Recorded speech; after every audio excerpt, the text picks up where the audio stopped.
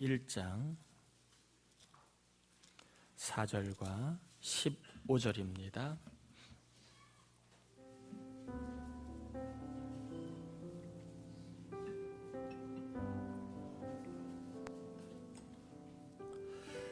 (4절과 15절) 같이 봉독합니다. 곧 창세전에 그리스도 안에서 우리를 택하사 우리로 사랑 안에서 그 앞에 거룩하고 흠이 없게 하시. 15절입니다.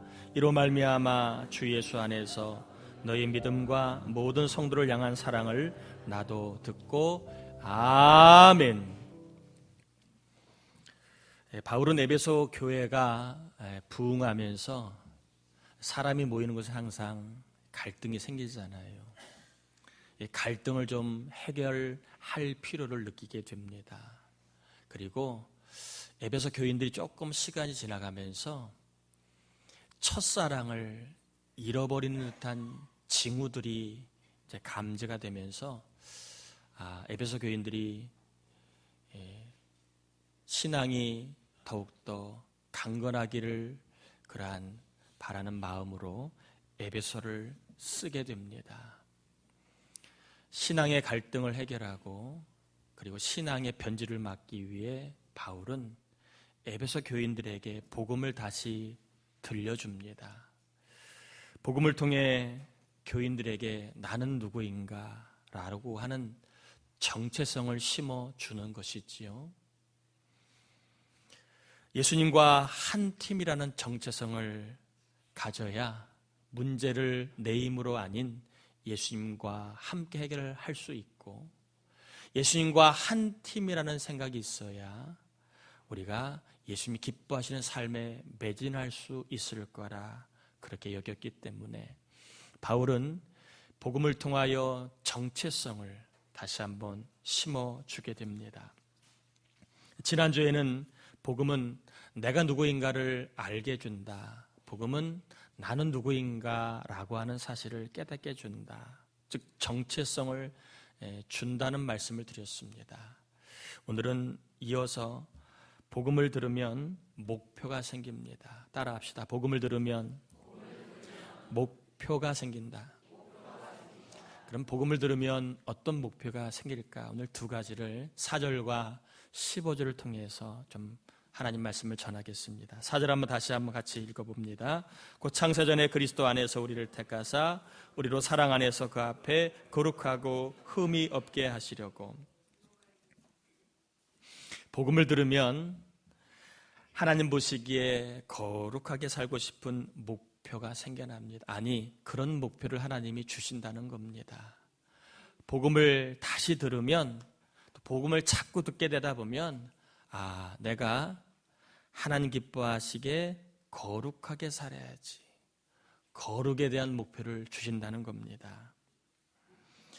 거룩이라는 말은 아마 여러분이 많이 들어서 잘 알고 있는 단어입니다. 거룩이라고 하는 말은 분리시키다, 또 구별시키다, 또 자동사로는 분리하다, 구별하다 이런 말입니다. 이 말에 수식어가 빠져 있습니다. 거룩이라고 하는 말은 따라합시다. 하나님께 드렸기에, 요게 들어가야 거룩이라는 말을 우리가 제대로 이해할 수 있는 말입니다. 하나님께 우리가 드렸기에 분리시켜야 된다는 겁니다. 하나님께 드렸기에 우리가 구별되어야 한다. 이게 거룩이라는 겁니다. 복음을 들으면 몸이 주님께 봉헌되었다.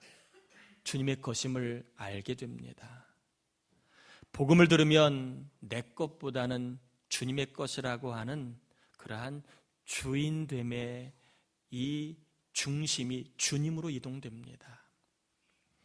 자식이 내 것이라고 여겼던 사람이 복음을 들으면 자식도 주님께 드려졌기 때문에 주님의 것이구나 이렇게 고백하게 된다는 겁니다. 복음을 들으면 물질도 시간도 이것은 주님의 것이다. 주님께 드려진 것이다 라고 하는 그런 생각을 갖게 됩니다. 내 것이 아니라 복음은 모든 것이 다 주님의 것임을 알게 해준다는 겁니다. 내 것이 주님의 것이라면 배 아프지요. 내 것을 주님께 드려야 되니까 배 아프지만 여러분 생각을 달리하면 온 세상이 주님의 것입니다. 그러면 복음을 들으면 그게 다 내 것도 될 수 있는 겁니다. 작은 눈으로 복음을 바라보려고 하지 마시고 성령의 조명하심으로 주님의 것을 여러분 발견할 수 있기를 축복합니다. 그래서 내 몸이지만 복음을 통해 주님의 것임을 알게 된 사람은 주님의 뜻을 따라 몸을 쓰게 됩니다. 자식도 내 자식이었다고 생각했던 사람이 복음을 들으면 자식도 주님의 것이구나. 그래서 주님의 것임을 고백하며 주님의 뜻을 따라 자식을 키우려고 한다는 겁니다. 시간도 마찬가지예요. 복음을 들으면 내 시간이라고 여겼는데 이것도 주님의 것이구나. 주님의 뜻대로 시간을 쓴다는 겁니다. 물질도 내가 노력해서 얻은 건데 라고 생각했던 사람이 복음을 들으면 이 물질도 주님의 것이구나. 주님의 뜻을 따라 쓰게 된다는 겁니다. 그래서 복음을 들으면 우리가 주님의 뜻대로 살 수 있는 목표가 생겨납니다. 이 시간 저와 여러분에게 주님의 뜻대로 살고 싶은 목표를 주시길 바랍니다. 주님의 뜻대로 살고 싶다. 주님의 것이니까 내가 주님의 뜻대로 살아야지 라고 하는 목표를 하나님이 저와 여러분에게 주시기를 바랍니다. 거룩이라는 말이 좀 우리가 알고는 있지만 사실 좀 애매한 말입니다. 기독교 용어가 상당히 애매합니다. 믿음으로 살라. 수치가 되어 있습니까? 공식이 있습니까? 어느 정도 해야 믿음으로 살아가는 거예요. 애매합니다. 그래서 갈 수 있으면 좀 구체화시켜서 신앙생활하는 게 도움이 많이 됩니다. 저는 오늘 이 거룩이라는 말을 좀 이렇게 약간은 좀 우리가 적용할 수 있는 말로 바꿔서 좀 전하려고 합니다. 따라해 볼까요? 거룩은 예수님과 비슷하게 사는 것이다. 예수님처럼 살아가는 게 정답이지요. 신자라면 예수님처럼 살아야 합니다. 그런데 설교하는 저도 그렇게 못 살아요. 양심이 있죠. 어떻게 못 사는데 그렇게 살라고 자꾸 우겨댈 수 있겠습니까? 예수님처럼 살아야 되는 것이 정답이지만 저도 못 살고 여러분도 말은 그렇게 하지만 못 살아요. 그러면 못 사는 걸 자꾸 살라고 하면 괴리감만 느끼고 그리고 무뎌지기만 합니다. 오늘 이 시간 저는 예수님처럼 살아야 정답이지만 우리가 예수님처럼 좀 비슷하게 한번 살아보자는 겁니다. 아멘인가요? 거룩은 예수님과 좀 비슷하게 살아가는 거예요. 예수님과 좀 비슷해지는 게 거룩입니다. 예수님과 한 팀이기 때문에 예수님과 비슷해지는 거, 이것이 거룩이다라고 말할 수 있습니다. 제가 신학교 대학원에 공부할 때에 같이 공부했던 형님 중에 한 분이 여의도 순문교회 출신 형님이 있었습니다. 평상시에는 그냥 보통 말을 합니다. 근데 꼭 기도만 하면 그쪽 쓰는 말 있잖아요. 쉐쉐쉐 하는 말이 나옵니다. 설교할 때도 또 그쪽 말이 나옵니다. 그래서 참 사람이 한솥밥을 오래 먹으면 닮아가는구나, 그런 생각을 느끼면서 사람이 한 팀이 되면 이렇게 비슷해지는구나 하는 것을 제가 다시 한번 실감해 본 적이 있습니다. 여러분, 예수님과 한 팀이라면, 또 예수님과 한솥밥을 먹었다면 우리는 예수님과 비슷해져야 합니다. 아멘인가요?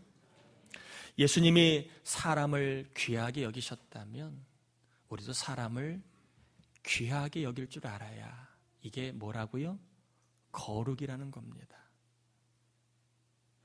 예수님이 사명을 귀하게 여기셨다면 우리가 사명을 귀하게 여기는 게 뭐라고요?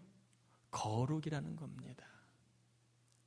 예수님이 겸손하셨기에 우리도 겸손하다면 그게 거룩입니다. 예수님이 충성하셨기에 우리도 충성하는 게 뭐라고요? 거룩이라는 겁니다.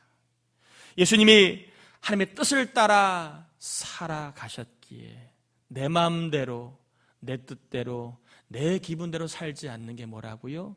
거룩이라는 겁니다. 하나님의 말씀에 가이드를 받아 살아갈 줄 아는 사람이 거룩이라는 겁니다. 여러분은 어떠신가요? 예수님과 좀 비슷해지려고 하는 목표가 있으신가요? 아니면 나는 주일날만 예수님 찾으면 돼, 월요일부터 토요일까지는 예수님과 관계없이 살아가도 돼, 이렇게 좀 예수님과 멀리 살아가는 사람이신가요? 이 시간에 성령께서 복음을 통해서 저와 여러분에게 예수님과 비슷하게 살고 싶은 목표를 꼭 주시길 바랍니다.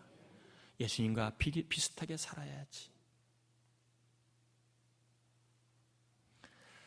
거룩한 습관이 배겨야 여러분 하나님 앞에 설 때에도 우리가 자연스러울 겁니다.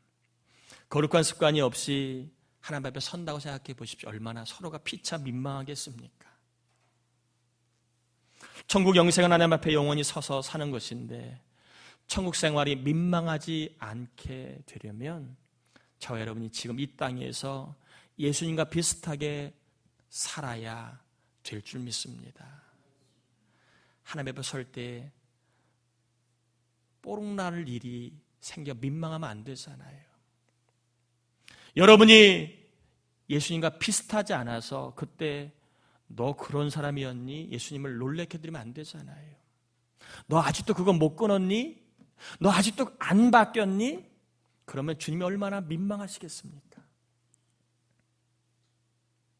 따라합시다. 지금 끊자. 지금 바뀌자.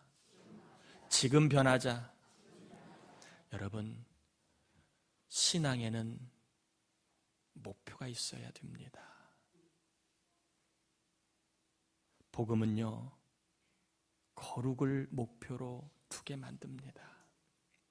거룩은 예수님과 비스무리하게 사는 거예요. 옆 사람 한번 인사합시다. 당신은 주님과 너무 비슷해요. 예, 그 말대로 점점 더 비슷해질 줄 믿습니다. 우리의 용어는 다 믿음의 언어인 거 아시죠? 소망의 언어인 거 아시죠? 다시 한번 인사합시다.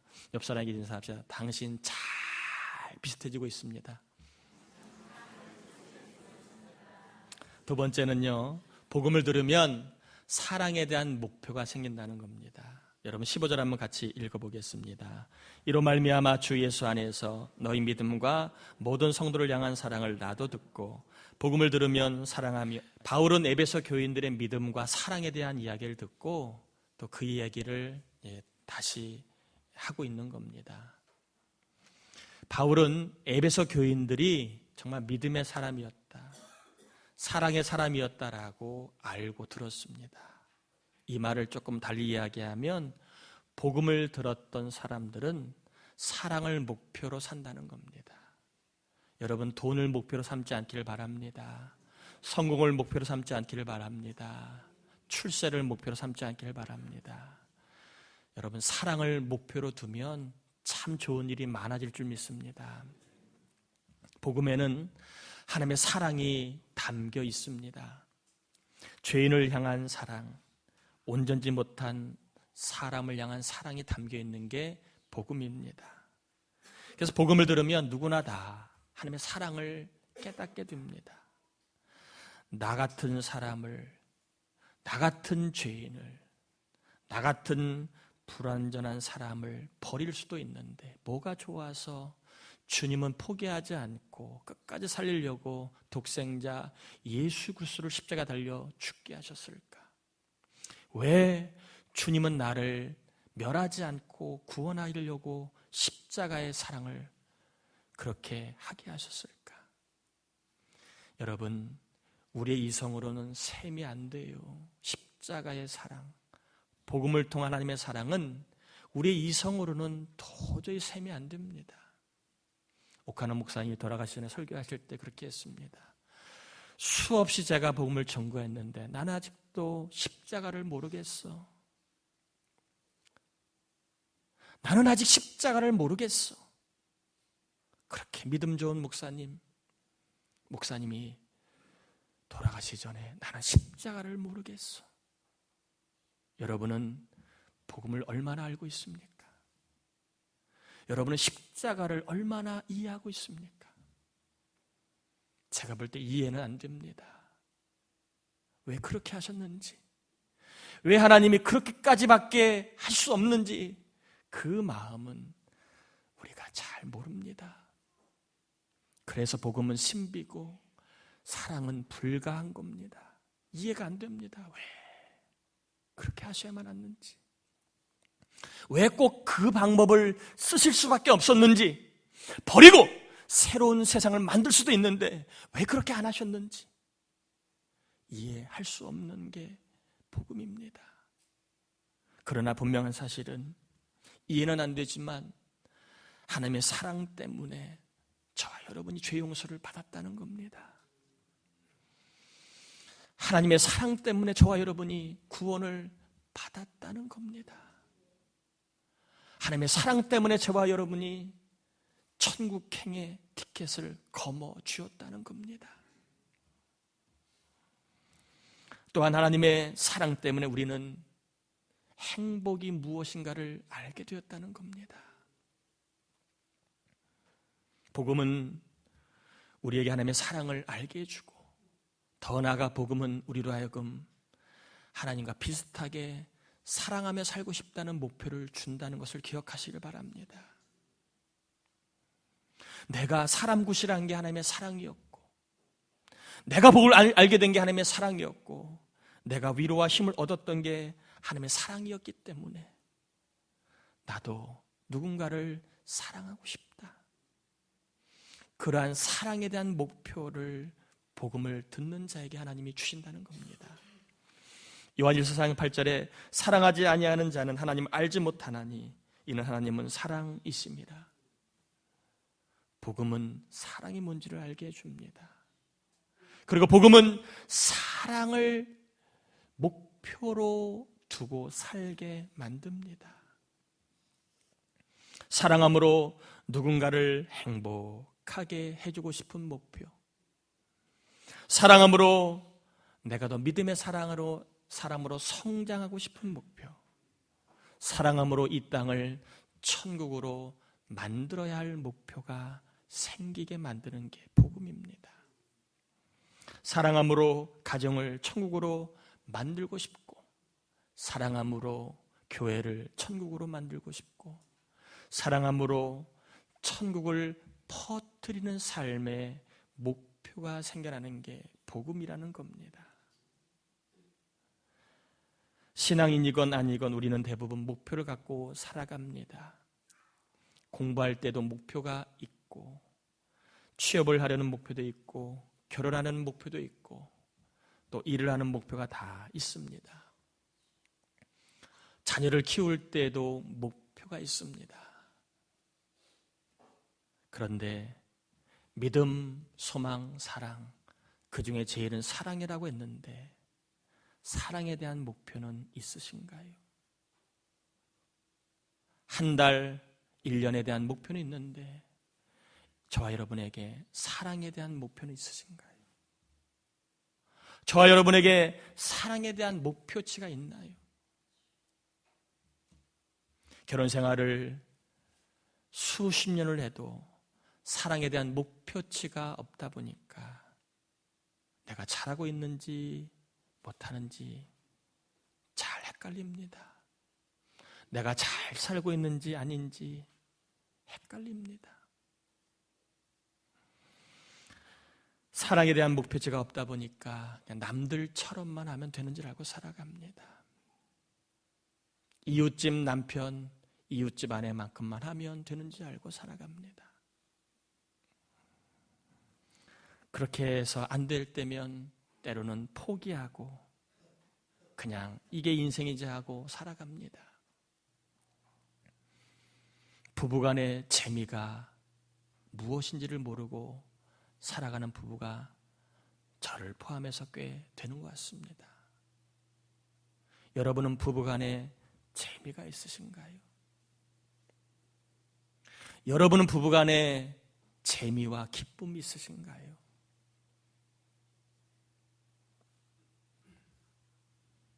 저는 이제야 부부간의 기쁨이 뭔지를 조금씩 알아가는 것 같습니다.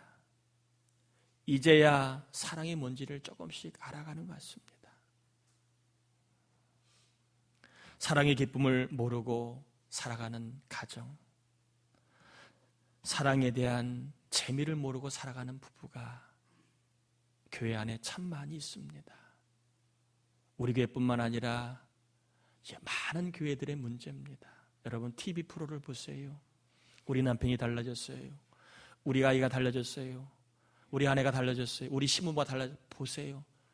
한 30-40%는 그 집안에 다 교회 달력, 교회 서각이 다 있습니다. 그게 남 얘기겠습니까?